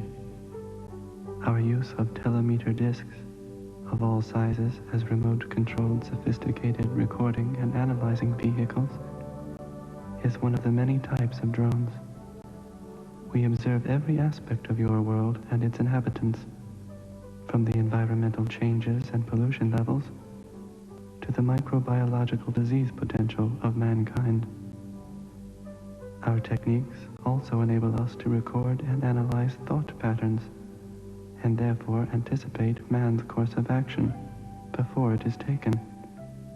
There is nothing about your world and its people we are not aware of. In the last few years, there is an evolution in the whole extraterrestrial problem.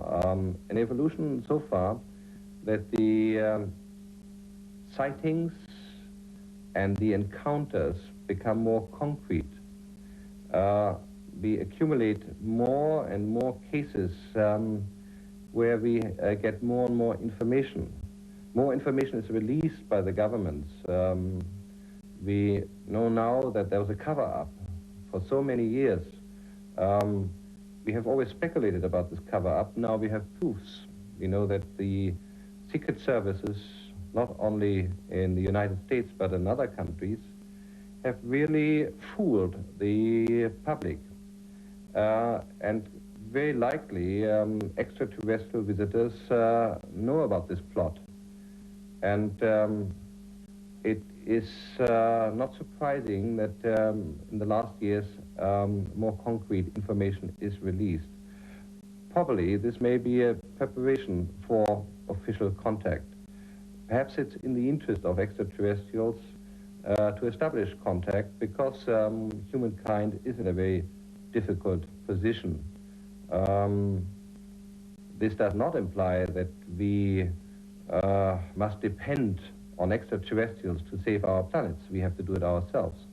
But nevertheless, we are in a phase where we possibly take the next evolutionary step, a step that is so important because it will decide whether we will survive or simply vanish.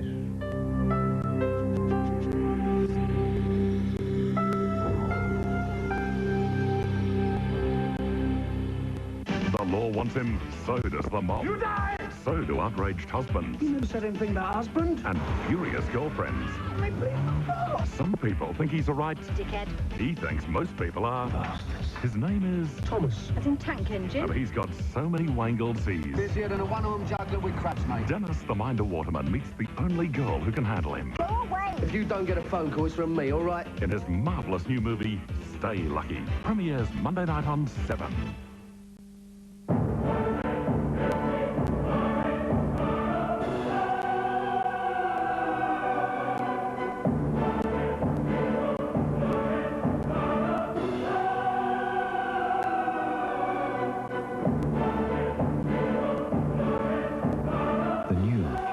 Nissan Patrol, power and sophistication that eclipses everything in its class. Unbelievable. It's a Nissan, that's my car.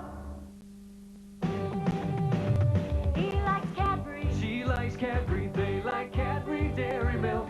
With that famous glass and a half of rich full cream milk. With a glass and a half of full cream dairy milk in every 200 grams. Everybody likes the great taste and the goodness of Cadbury Dairy Milk chocolate. She likes Cadbury, he likes Cadbury, they like Cadbury Dairy Milk. Everybody likes Cadbury Dairy Milk. Bedroom Mazurka's Mad March sale is on. Outgo large dry glow towels just $10. That's less than half price. Bath sheets $19. Hand towels $4. Washers only $2. It's madness. Up to 40% off Pierre Cardin cover sets from only a mad $39.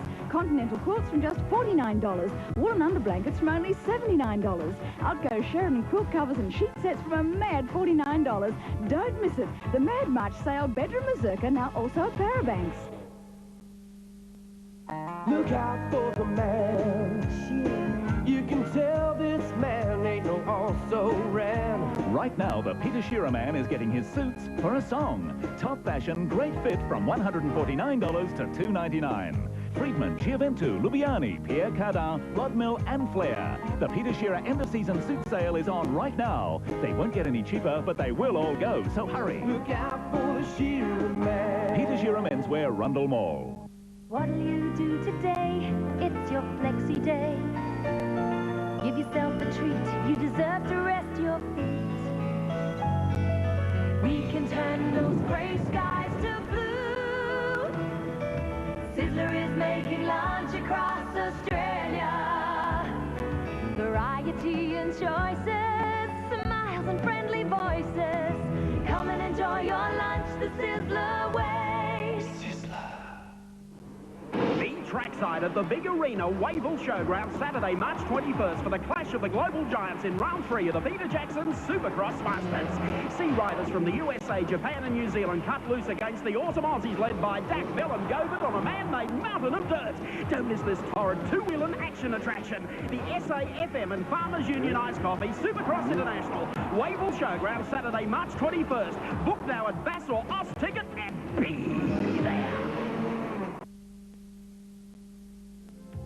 A circular, shiny object passes in flight. You think to yourself, so the stories are true.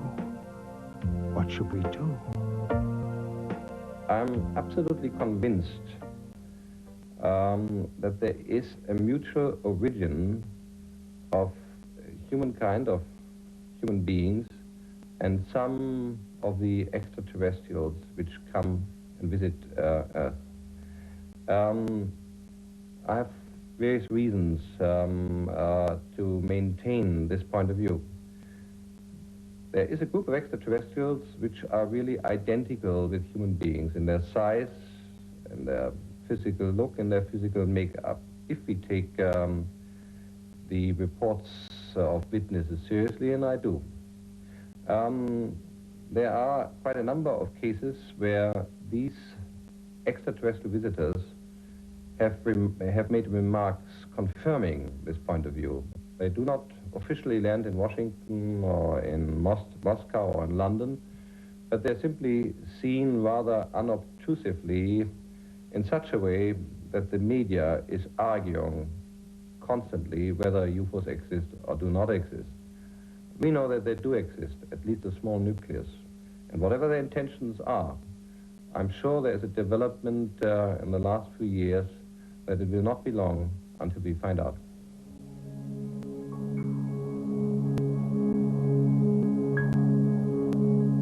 Are the spaceships announcing their presence by leaving their footprints in the cornfields?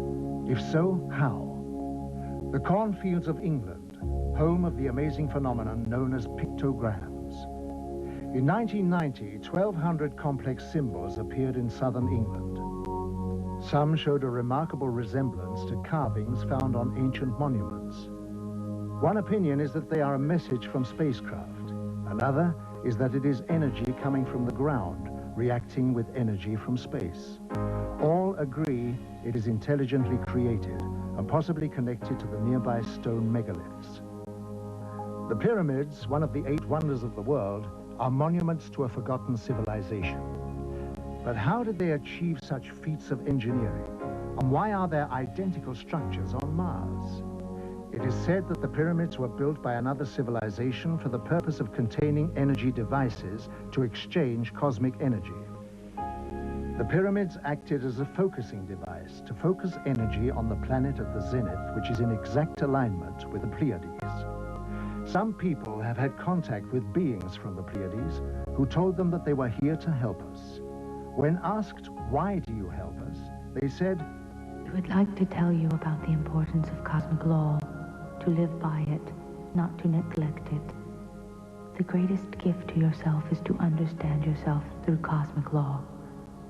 In our world, we give our children this understanding so that they will have a richer life. We come from throughout the whole universe, and we will reveal ourselves to you more and more until you come to understand the universal language." My first encounter, I was determined, if it took me the rest of my life, I was going to find out that day what I had seen that day, and I have never let up from that moment in time. And it has been worth every minute and all the money I've spent on it, because now I'm a far wiser person than I was when I started. I know things now which I would have never known had I not got involved in this thing. That there is a far higher force out there operating than we could ever conceive. And that they're here amongst us. They come and go as they wish. They are watching us, guiding us, and directing the direction we go in. Of that there is no doubt.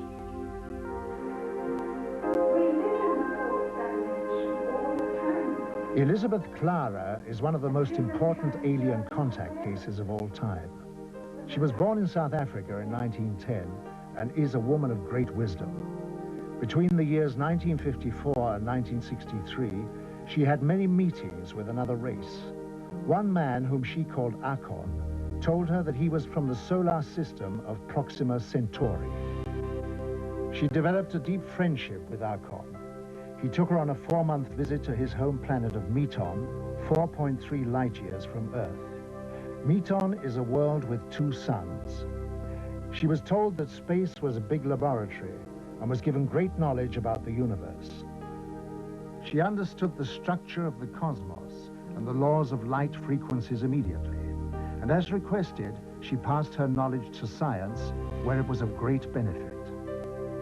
She later went on lecture tours and wrote a book where she shares her insight into the structure of the universe and passed on highly valuable scientific information to the world. She said, "The road to the stars unfolds within a spaceship of great beauty and simplicity, generating her light from the cosmic plasma of eternity, never faltering, always alive and pulsating, shaped like a galaxy with a halo surrounding her and the shock wave glowing. We are embarking on a dialogue for which a common language has yet to be created, and which, when in full swing, will pose questions we have never ever envisioned, not even in our wildest dreams.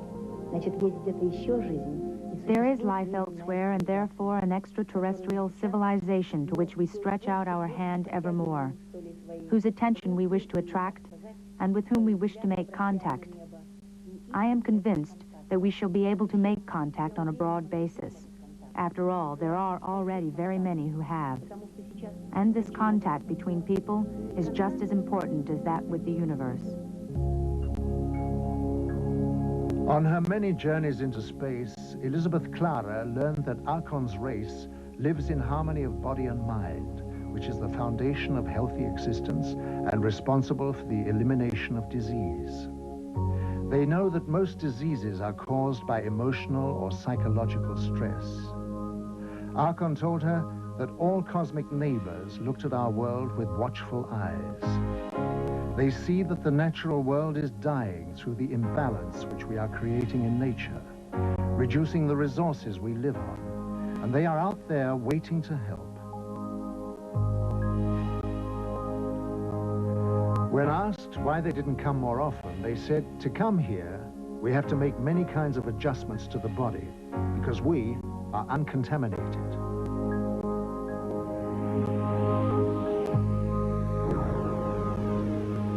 This spacecraft was seen coming out of the sea near the Canary Islands. UFOs have been repeatedly seen rising out of the water throughout the world. It is known that they are using their advanced systems to help the world to decontaminate areas of high pollution. For instance, green fireballs are appearing in areas of high radioactivity for the purpose of neutralization. Many contactees are told that help for the Earth by our alien friends is allowed, but only to a certain extent, because they cannot interfere, since we all have a free will. This is a cosmic law.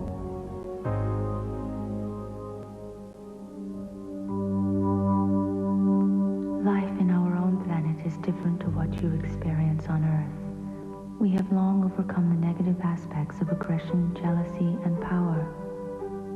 Although we are very advanced by your standards, we lead a simple life of love, mutual respect, and harmony, each integrating with each other in a like manner, conforming to the cosmic law of mutual harmony. Our family unit is the integration of like souls, which is a form of higher love beyond your comprehension. Children are born of these family units to evolve into even higher levels of understanding. Partners are not tied to each other as with your earthly rules. The merging of auras of the twin souls is a bond of such love and understanding that rules are not necessary. We do not have rules as you understand them. Law is a code of conduct. We do not require a code of conduct as you perceive it. Age is of no consequence to us. We merely exist in this form for a term of many times your lifespan, and are then reborn to a higher level. Our harmony with our environmental surrounding is absolute. Elizabeth Clara was brought to our planet by Archon as a step towards bringing understanding to your race regarding the life and ways of cosmic neighbors. The mutual love which existed between them was a natural harmony of souls. Archon could not have lived permanently on your Earth because of your contamination. Our recreation is very different from that on Earth. We do not have sports of violent physical contact and do not participate in anything which creates rivalry. One great enjoyment is to use our brain power, either singly or jointly, against what you would call computers. Our music is a combination of vibrations, colors, aromas, and visual effects. But unlike yours, it is of a meditational nature.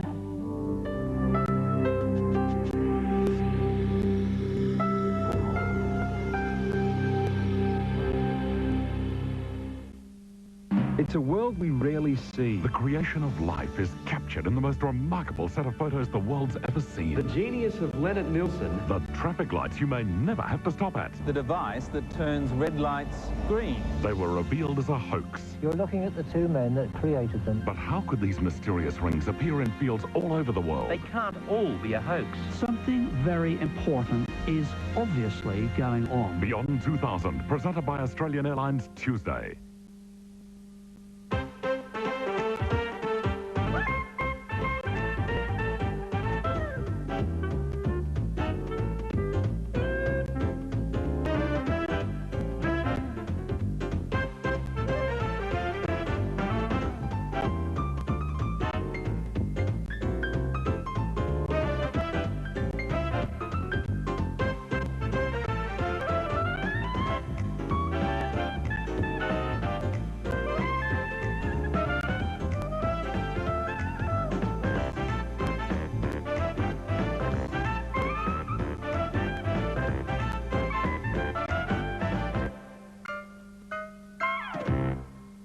I'm the dad of Albie Turner. You know Albie Turner and Son, and I'm hopping mad. Well, you all know that Albie makes the best built-in kitchens you can buy in laminate, timbers, all finishes. But it seems a lot of you think it's going to cost a mint. Well, you're wrong. Albie's kitchen prices are as low as a duck's tail feathers. Like I always told him, it's no use being the best if people can't afford you. He's never forgotten that, and neither should you. Albie Turner and Son, Holden Hill and Brighton Road, Brighton. Well, someone had to set him straight, Albie. Harvey World Travel, the travel professionals. Harvey World Travel. Come away for 6 nights in Thailand, including 5 nights in Phuket at the Club Andaman Beach Resort from only $1,299 with Swing Away World Holidays. Book now with Harvey World Travel and we'll give you 5 additional nights in Phuket absolutely free. Harvey World Travel, the travel professionals for you. There's a store South Aussie as you and me, looking out for our state that's guaranteed. The crows know a bargain when they see one, like Gow or Free Laundry Detergent, $1.79. Pounds cat food a winner at only 59 cents.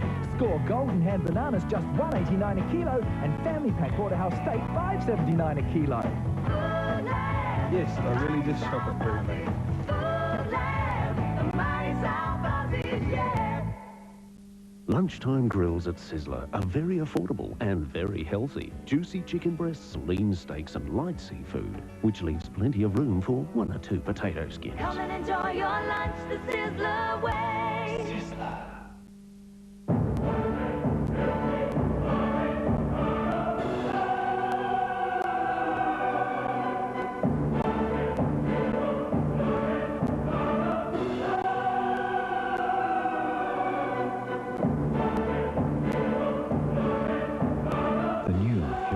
Nissan Patrol. Power and sophistication that eclipses everything in its class. Unbelievable. It's a Nissan, that's my car. It's a full house on Tonight Live with John Stamos, that girl with a big heart Fiona Coote, and Big Bob Valentine. And good luck with the Logies tomorrow night, Steve. It was very, very difficult. There was no easy way of finding an answer to something like this. But it seemed to me that things naturally came my way. I started to receive reports from people as it became known I was interested in this subject.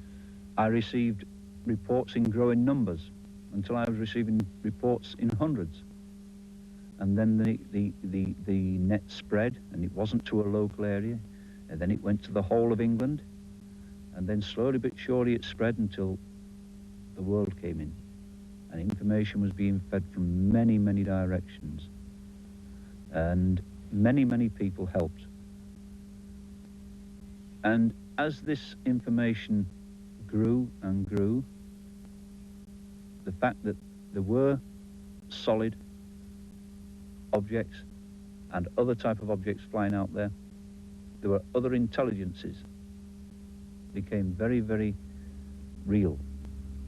There is a wealth of information, documented and otherwise now, of the real existence of these entities, aliens, whatever you wish to put the name on them.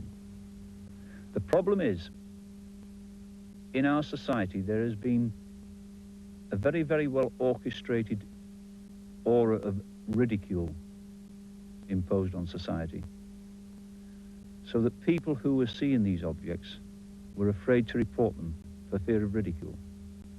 People in positions of responsibility saw these things, and many have spoken to me, but they always speak in hushed tones behind closed doors.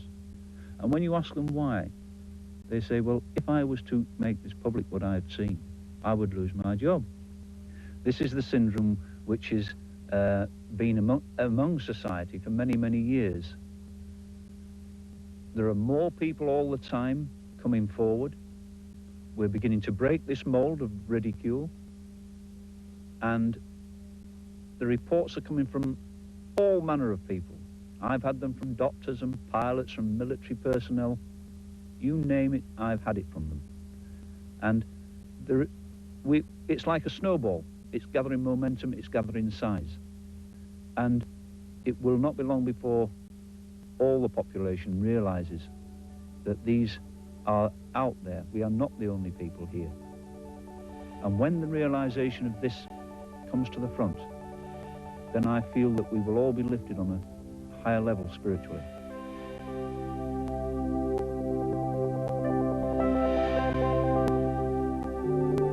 Man is beginning to respect the universe and the laws of the cosmos.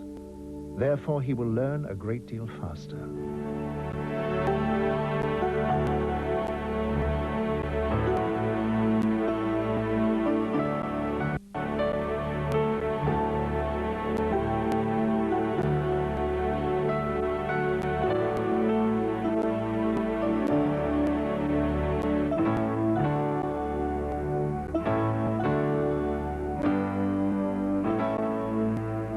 I'm Stan Grant. On the next edition of Real Life, a special report from behind the... Around massive matter live some several billion intelligent beings. Man. But what is his origin? Some say he evolved from the slime of the sea. Others that a god created an Adam and Eve and he was their descendant. Yet another speculates that he was brought here sometime in the distant past when the Earth was colonized by men from another dying planet. Despite the theories and speculations, the answer remains an unsolved mystery. As to where he is, that's easier. A planet some 8,000 miles in diameter, located in a remote portion of a galaxy, somewhere in infinite space. Why is he here? That too remains an unsolved mystery.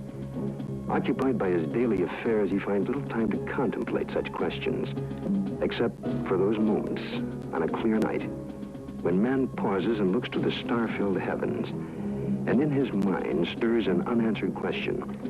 He searches his thoughts for an explanation, a key to the faint forgotten memory of his past. And perhaps at that moment, somewhere else in the universe, on a distant planet similar to his own, somewhere on the other side of our galaxy, other intelligent beings wandered too, and set out in airships on an adventure through space to search for their answers. November 2nd, 1967.